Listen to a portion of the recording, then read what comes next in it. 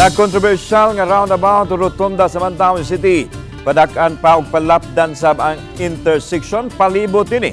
Kini ang assessment sa mga otoridad human na patuman ang simulation sa bag-o nga traffic scheme. Ang detalye sa report ni Nico Sereno. Magpabilin una ang naandan nga traffic scheme sa usa sa mga busy intersections sa Mandaue sa may UN Avenue ug Dan DM Cortez. Sugod kagahapon sa buntag, gibalik ang paggamit sa traffic lights sa lugar. Gipadaplin lang una ang mga plastic barriers nga gigamit sa giporma nga rotonda alang unta sa pag-establishar sa roundabout sa dapit. Ang simulation niini nga gipasiugdahan sa probinsya gihimo unta niadtong Domingo. Apan gikwestiyon sa mga motorista, human nagkaproblema ang mga nangaging sakyanan nga misangpot sa kabug-at sa trapiko. Samtang nagtigom na ang lalawigan ug mga traffic officials, kabahin niini ug unsay angayang ipatuman.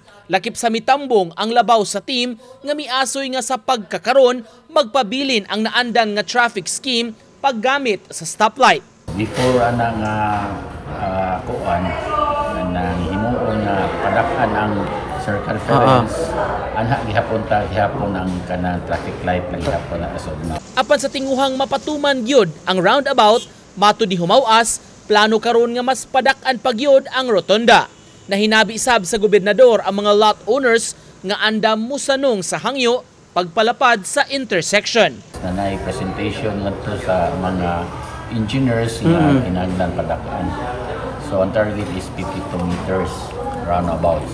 So both four sides corner padakan. So naay mga katong gantry katong para ma-aware ang drivers layo-layo gikan sa intersection. Nico Sereno, Balitang Bisdak.